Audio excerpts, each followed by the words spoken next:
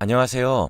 TV에서나 나올 법한 일이 저에게도 벌어져서 너무나 놀란 마음을 금치 못하고 이렇게 사연을 작성하게 되었습니다. 저는 굉장히 힘들게 살아온 한 여자였어요. 20살 때부터 파출부 일을 했다고 하면 믿으실 수 있을까요? 어린 나이에 부모님을 잃고 동생들을 돌보면서 저의 젊은 시절이 통째로 날아갔다고 해도 과언이 아니었어요. 매일 눈물로 밥을 짓고 또 몸이 부서질 것 같은데도 식당에 나가서 서빙 일을 하니까 손가락 마디마디가 같은 또래의 여자들에 비해서 정말 소뚜껑처럼 두꺼웠어요. 저의 손을 본 한 손님이 아니 이렇게 젊은데 무슨 손가락은 농사 짓는 노인네보다 더 두꺼워. 이래서 시집을 갈 수 있겠어? 라고 하는 겁니다. 그게 얼마나 상처였는지 몰라요. 매일 남들에게 손을 보이기 싫어서 여름에도 긴팔을 입고 소매로 손가락을 가렸죠. 그게 반복이다 보니까 저는 늘 마음이 상처투성이었고 하루하루 사는 게 참 힘들었습니다. 뭐라 설명할 수 없을 정도로 막연한 나날들이 지속되었고요. 집에 가면 동생들이 언니 나 배고파 나 밥 줘 하는데 주머니에 돈 한 푼이 없어서 애들한테 식당에서 싸온 남은 잔반을 줘야 하는 그 서러움은 잊지 못할 정도로 마음이 찢어졌죠.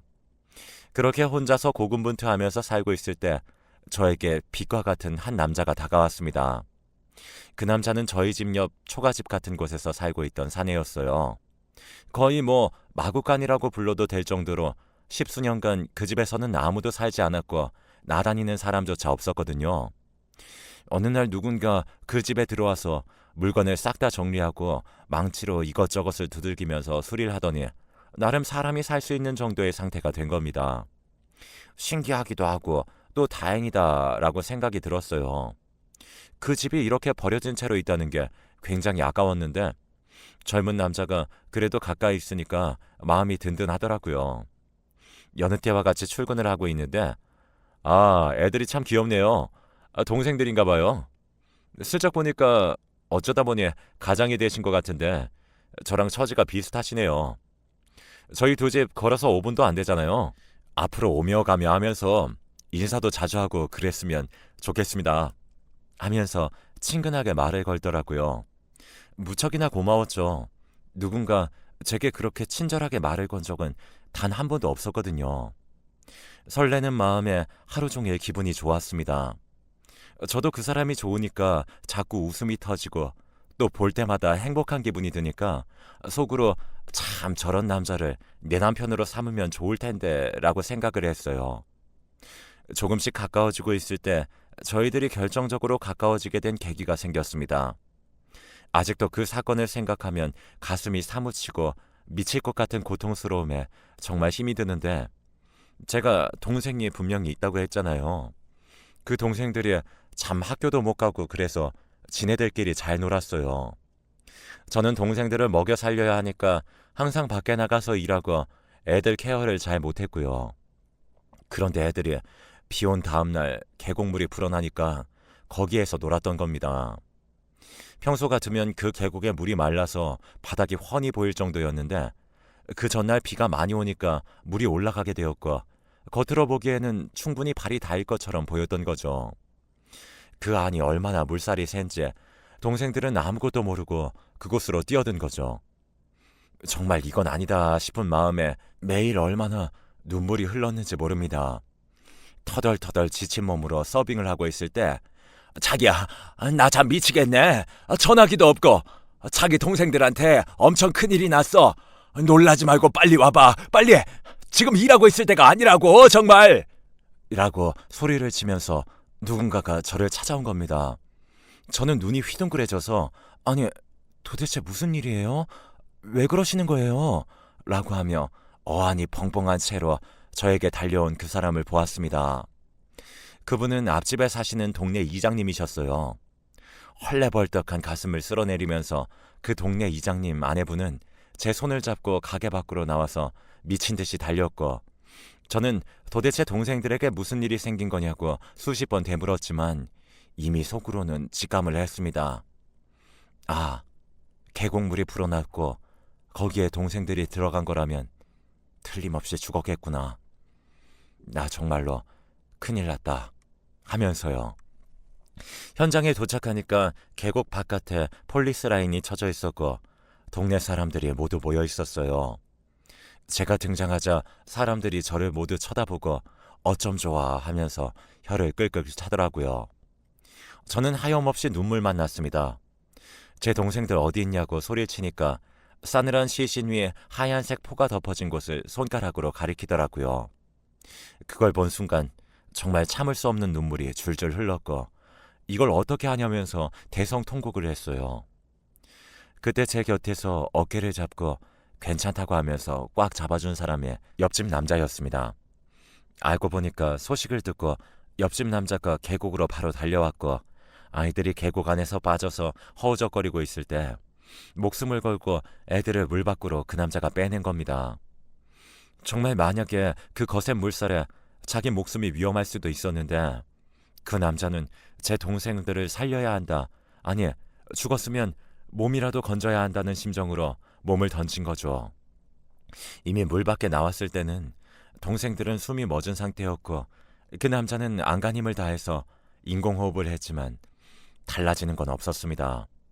그저 죽은 동생들은 더 이상 돌아오지 않을 거고 저는 한순간에 동생들을 잃은 허망한 삶 속에 빠진 비참한 여자가 되었을 뿐이었죠.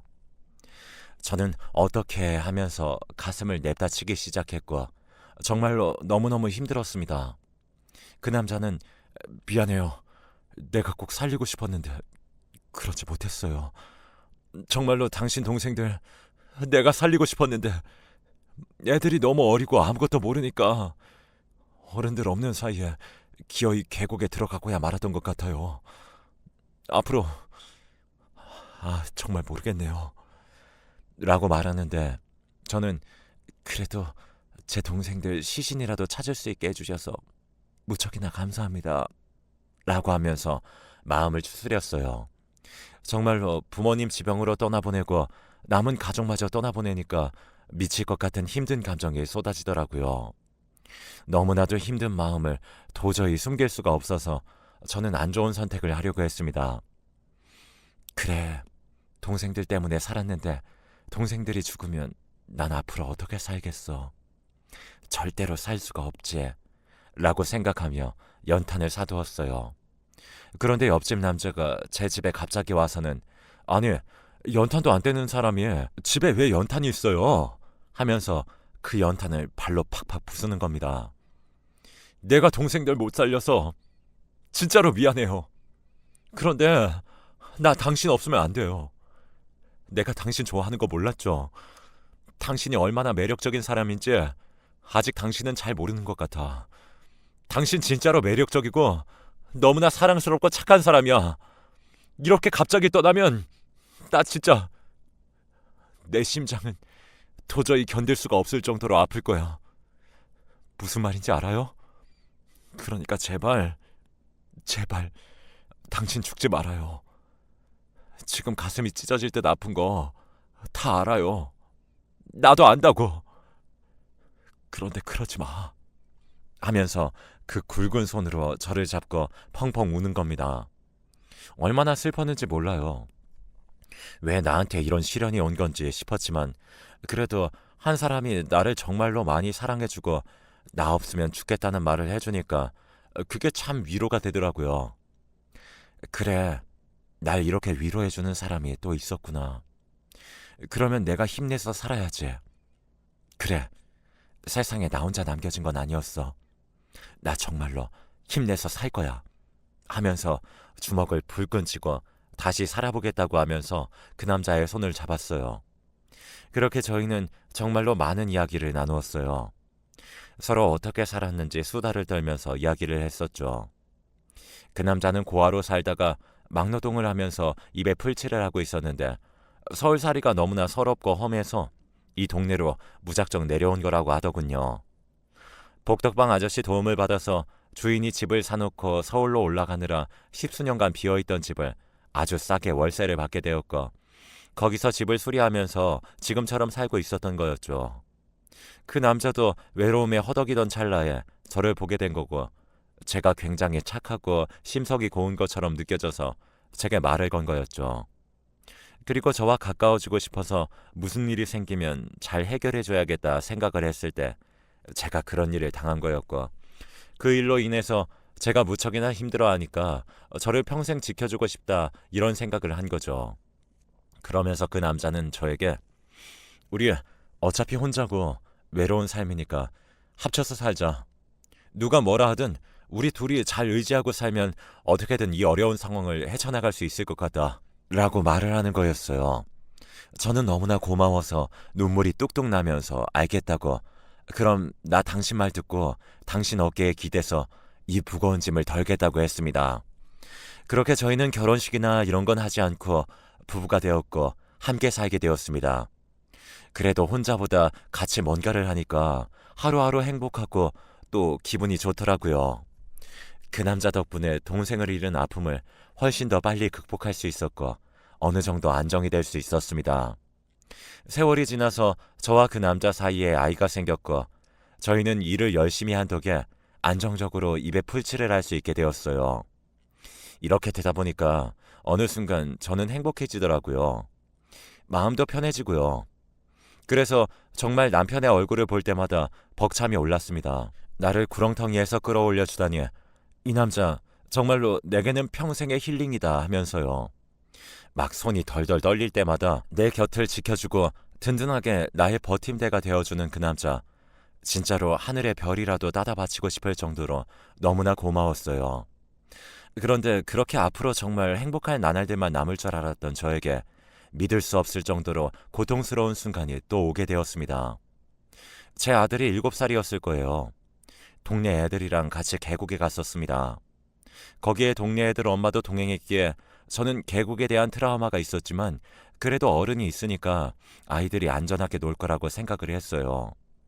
그때 제가 너무나 피곤해서 아들이 노는 걸 보지 못하고 그냥 잠에 들었거든요.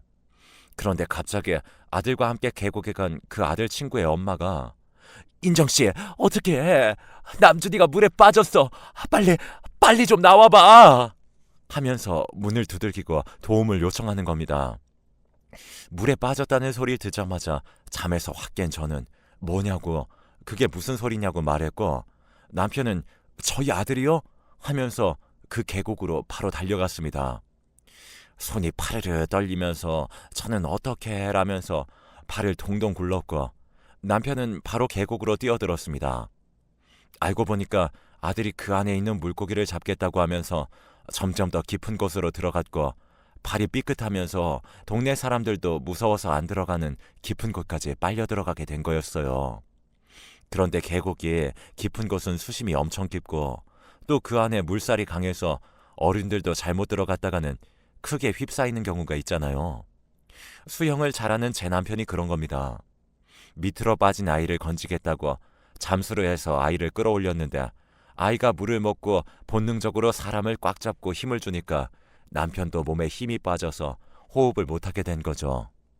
자연스럽게 그 계곡 밑으로 빠지게 된 거고 나중에 구급대원들이 와서 그 둘을 건져냈지만 저는 그렇게 아들과 남편을 둘 다 잃은 여자가 되었습니다. 동생들도 죽고 도저히 살 수가 없었어요. 아마 말로 다 설명하지 않아도 제 심정을 아실 분들은 아실 거예요. 사랑하는 사람들을 보지 못한다는 게 얼마나 고통스러운 일인지요. 정말로 난 왜 이렇게 된 거지? 하면서 하염없이 눈물만 나왔고 그러면서 이 동네를 떠나야겠다. 이 지긋지긋한 강가는 쳐다보기도 싫다. 라고 생각하면서 저는 쥐불도 없는데 바로 서울로 무작정 올라갔습니다. 시골에 숨어 살던 생쥐가 식당 서빙 일을 하면서 살던 생쥐가 갑작스러운 변화로 서울에 갔는데 더욱더 낯선 환경에 저는 적응을 못했어요. 지금 생각해보면 공황장애였던 것 같아요. 아, 어쩌지 하면서 저는 발을 동동 구르며 살았어요. 하지만 그래도 사람이 극한 환경에 빠져도 정신만 차리면 어찌어찌 살 길이 보이긴 하더라고요. 그렇게 파출부 일을 시작하게 되었습니다. 파출부 하는 사람들은 대부분 늙은 사람들인데 저같이 젊은 사람들이 일을 지원하니까 나름 많은 곳에서 저를 불러주더라고요.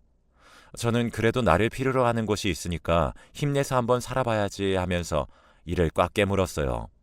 근데 처음 남의 집에 가서 이것저것 종노릇처럼 일하고 또 가족들이 단란하게 사는 모습을 보니까 제 개인적으로는 굉장히 힘들더라고요.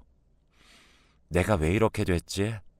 나도 저들처럼 행복하게 살 수 있었는데 그런 생각이 자꾸만 들면서 슬럼프 때문에 더 이상 버티지 못하겠다는 생각이 들어 결국 저는 파출부일을 잠시 그만두게 되었습니다. 얼마나 시간이 흘렀을까요? 원래 일을 잡아주던 파출부 대표님께서 연락이 온 겁니다. 자기야, 아직도 힘들어? 이번에 진짜 좋은 집에서 인성 좋은 주인집에서 최대한 젊은 사람들로 사람을 좀 뽑아달라고 해서 자기가 생각났어. 페이도 엄청 세고 자기도 언제까지 탱자탱자 놀 수는 없는 거니까 여기 가서 이번 기회에 다시 시작해봐. 잠깐 하는 거니까 그렇게 힘들진 않을 거야. 라고 말하더라고요. 마침 돈도 다 떨어져 가고 어쨌든 일을 해야 하는 거니까 알겠다고 그분에게 말했습니다. 알겠어요. 저한테 말씀해 주셔서 감사해요. 한번 일 시작해 볼게요. 말씀처럼 저도 언제까지 계속 이렇게 살 수는 없으니까요. 하면서 마음을 추스리고 다시 일을 나갔습니다. 그런데 그 대표께서 제게 알려준 주인집의 주소는 롯데타워, 그 부자들만 산다는 어마어마한 고층 빌딩이었어요. 좀 놀랐죠. 아니, 이런 곳이 있다고? 이게 진짜야? 정말로? 하면서요. 되게 위압감이 장난이 아니었어요. 저는 외부인이니까 들어갈 때도 방문록 다 적고 굉장히 무슨 테러리스트 감시하는 것처럼 철저한 보안 속에 그곳을 들어가게 되었습니다. 이렇게 어렵사리 들어간 곳에서 일을 시작했는데 생각보다 사모님이 너무나 좋으신 분이었어요. 몇십억짜리 아파트를 가지고 있는데도 으스대는 것 하나 없이 저에게 무척이나 잘해주시고 저는 그 마음씨에 반해서 매일매일 너무너무 감사하다고 할 정도였죠. 진짜 너무나 좋으신 분들, 어떻게 이런 분들을 만났지 싶어서 참 난 복도 많다고 생각했습니다. 매일 제가 집에 가기 전 냉장고에서 먹을 것들을 바리바리 싸서 주시곤 했거든요. 이런 부분에서 인성이 보인다 싶었죠. 한 달 정도 일했을까 평소에는 보지 못했던 남편분과 그 자제분이 일찍 집에 온다고 저에게 밥을 좀 해달라고 하는 겁니다. 추가 근무 시간은 돈으로 주겠다고 하면서요. 저는 알겠다고 당연히 그러겠다고 말했어요. 한참 일을 하고 있었는데 집에 누가 들어오는 겁니다. 그 집 남편분과 자제분이요. 그분들은 바로 방에 들어가서 씻었고 저는 얼굴을 제대로 보지 못한 채 인사를 한 뒤 다시 갈비찜을 만들었어요. 요리가 끝나고 식탁에 세팅한 다음에 나와서 드시라고 했습니다. 그때 남편분과 자제분이 나오시는데 저는 정말로 심장이 쿵 떨어졌어요. 물에 빠져 죽은 제 아들과 남편의 얼굴과 똑같이 생긴 겁니다. 손이 발발 떨린 저는 인성아 라고 하면서 외쳤어요. 그러자 그 남자는 아니 뭐냐고 갑자기 왜 그러는 거냐고 하더라고요. 저는 자초지종을 설명했죠. 다름이 아니라 몇 년 전에 죽은 제 남편과 얼굴이 너무 똑같이 생겼어요. 제 남편이 고아인데 가족도 없이 살다가 불쌍하게 떠났는데 갑자기 남편 얼굴과 똑같이 닮은 사람을 보니까 제가 미칠 것 같아요. 그래서 눈물이 나네요. 주책맞게 일해서 죄송합니다. 그러자 그 남자는 엄청 당황하면서 남편분 사진 좀 볼 수 있냐고 자세히 말해달라고 하는 겁니다. 그래서 남편이 초록마을 보육원이라는 곳에서 자라서 혼자 서울에 있다가 시골로 내려와서 나를 만난 거라고 남편이랑 아들 사진이라고 하면서 보여주자 그 사장님은 자기도 초록마을 보육원 출신이라고 하는 겁니다.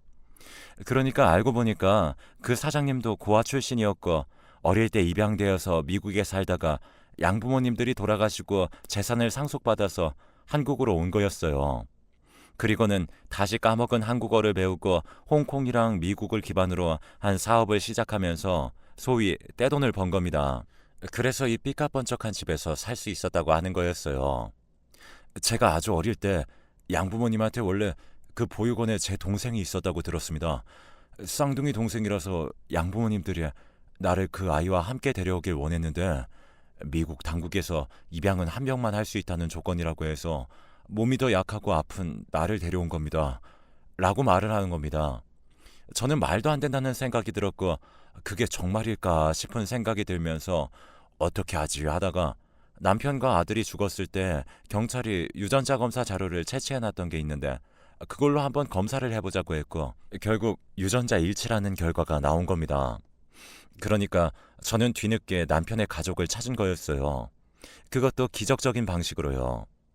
그리고 그 남자분은 인터넷 기사에 올라올 정도로 굉장히 능력 있는 사람이었고 스타트업 업계의 백종원으로 불릴 정도로 대단한 사람이었습니다. 제가 얼마나 놀랐는지 몰라요. 남편의 쌍둥이인 그 사장님은 그간 얼마나 힘들게 살아왔냐면서 자기는 사는 것밖에 몰라서 정말로 매일매일 일하느라 자신의 과거를 찾을 생각을 못했는데 어떻게 이러냐고 하면서 통곡을 했죠. 사모님도 정말 이건 말도 안 된다고 하면서 같이 얼싸안고 울었고요. 그 사장님은 동생이 있는 곳에 한번 가보고 싶다고 하면서 저와 함께 남편과 아들의 산소로 갔고 이렇게 험한 곳에 동생이 있다는 게 마음이 너무 아프다고 하면서 수천만을 들여서 좋고 양지 바른 자리를 사서 남편과 제 아들의 묘를 이사시켰습니다. 그리고는 저에게 말했어요. 제가 정말로 가진 게 돈밖에 없는데 어찌 제 동생의 인생을 보상할 수 있겠습니까? 그래도 제가 동생을 찾지 못한 시간 동안 동생 곁을 지켜주고 외롭지 않게 사랑해준 당신에게 조금이나마 보답을 하고 싶습니다. 라고 하면서 사모님과 신중하게 상의한 끝에 거액의 현금 그리고 아파트 입주를 제안하는 겁니다. 저는 아니라고 내가 한 게 뭐가 있다고 이런 거 받냐고 손사래를 쳤지만 그 남자는 그냥 거부하지 말고 받으라고 계속 권유했습니다. 저는 그래도 참 이렇게 말해주는 것 자체가 감사하다고 그러니 현금은 안 받고 아파트 월세로 입주만 하겠다고 하면서 그 제안을 일부 받았습니다. 그래서 저는 시궁창 갔던 반지하에서 탈출해서 나름 널찍한 아파트에서 월세로 들어가서 월세는 안 내면서 살게 되었고 어느 정도 삶의 기반이 잡히게 되었어요. 소식을 들은 파출부 소장님은 어떻게 이럴 수가 있냐고 정말 평생 든든한 백을 얻었다고 하면서 좋아해 주셨고 저는 감사하다고 그렇게 말씀해 주시니까 제 기분도 좋다고 하면서 방긋 웃기도 했네요. 지금은 그분과 정말로 가족처럼 지내고 있고 제가 사모님 집에 놀러와서 함께 영화도 보고 TV도 보면서 파출부와 사모님의 관계가 아니라 정말 친가족처럼 지내고 있습니다. 오히려 부자들이 더 마음이 넓고 여리다는 말이 왜 나온 줄 알 것 같아요. 불편한 관계일 수도 있는데 제 존재를 함께 받아들이고 그랬으니까요. 그럼에도 불구하고 남편만 생각하면 참 불쌍하고 어쩌면 이 엄청난 광경을 살아서 봤으면 얼마나 좋았을까 하면서 마음이 착잡했는데 그래도 어떻게 할 수 없는 일에 매달리면 매달릴수록 저만 고통스러우니까 조금은 내려놓으려고 합니다. 남편과 아들을 잃고 외로움에 점점 죽어가던 저에게 정말 기적처럼 가족과도 같은 존재들이 생기게 되어서 저는 지금은 굉장히 행복하고 기쁘네요. 아마 저 같은 인생 사시는 분들이 있을 텐데 절대로 포기하지 마시고 하루하루 살다 보면 또 자기 자신을 숨 쉴 수 있게 해주는 그런 귀한 인연들이 찾아갈 것 같습니다. 제 일을 털어놓으려고 이렇게 사연을 쓴 건데 이렇게 글이 길어지게 되었네요. 어찌 보면 세상이 불공평한 것 같기도 해요. 누구는 세상에서 가장 행복하게 온실 속 화초처럼 살면서 근심 걱정이란 건 모르는 사람처럼 인생을 지내는데 저 같은 사람들은 맨날 울면서 살고 있으니까요. 그래도 불공평하다고 투덜대면서 남들 짜증나게 하는 것보다는 이렇게 모든 걸 받아들이고 현실을 인정하고 사는 게 좋은 것 같습니다. 그럼 여기까지 저의 사연 들어주셔서 정말 감사합니다. 저는 앞으로 더더욱 헌신하면서 또 하늘에 있는 남편과 동생 그리고 자식에게 떳떳하게 살 수 있도록 노력해 보려고 합니다. 여러분들도 항상 건강 챙기시고 주변에 있는 사람들한테 잘하세요. 저는 그걸 잘 못해서 아직도 후회가 되네요. 꼭 사랑한다고 말하시고요. 여기서 사연 마치겠습니다. 감사합니다.